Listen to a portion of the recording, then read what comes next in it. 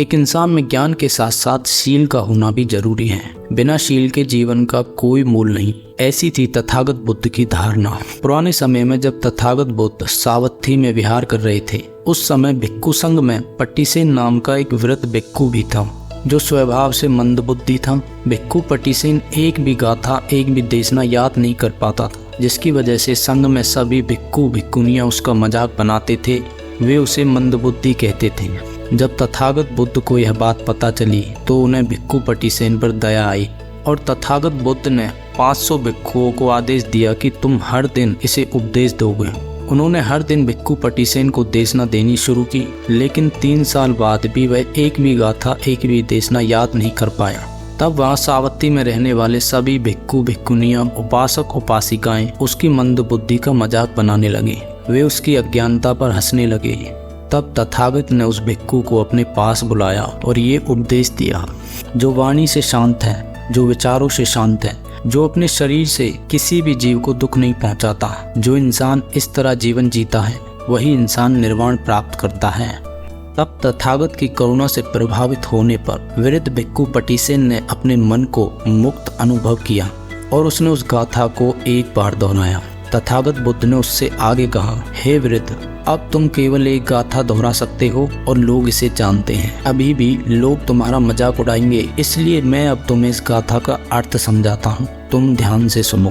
तब तथागत बुद्ध ने शरीर के 3 अकुशल कर्म, वाणी के 4 अकुशल कर्म और मन के 3 अकुशल कर्म भिक्खु पट्टिसेन को समझाए। इन 10 अकुशल कर्मों को नाश कर आदमी निर्वाण प्राप्त करता है। इस प्रकार समझाए जाने पर भिक्खु पट्टिसेन को सत्य का बोध हुआ और उसने अरहत्व प्राप्त किया।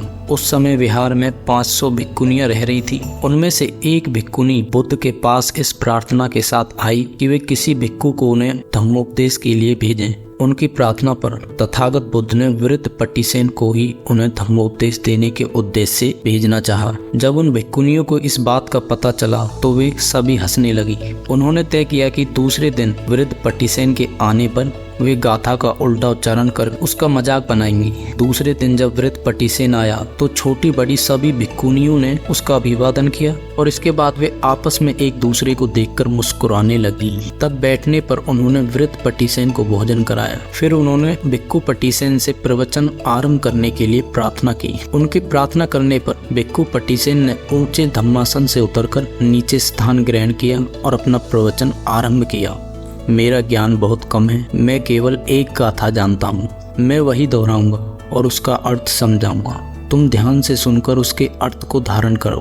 तब सभी भिक्खुनियों ने उल्टे क्रम से उस गाथा को कहने का प्रयास किया, लेकिन यह क्या, उनका मुंह ही नहीं खुल सका और वे लज्जा से भर गई। उन्होंने पश्चाताप की भावना से अपना सिर नीचे झुका लिया। तब तथागत बुद्ध से प्राप्त उस देशना के अनुसार वृद्ध भिक्खु पट्टिसेन ने उस गाथा को दोहराकर उसका अर्थ भिक्खुनियों को समझाया। उसके प्रवचन के शब्द सुनकर सभी भिक्खुनियों को आश्चर्य हुआ। उस उपदेश को सुनकर वे बहुत प्रसन्न हुई। उन्होंने उसे हृदय से ग्रहण किया और वे अरहत हो गई। इसके अगले दिन राजा पसेंदी ने बुद्ध और भिक्खु संघ को अपने यहाँ भोजन के लिए आमंत्रित किया।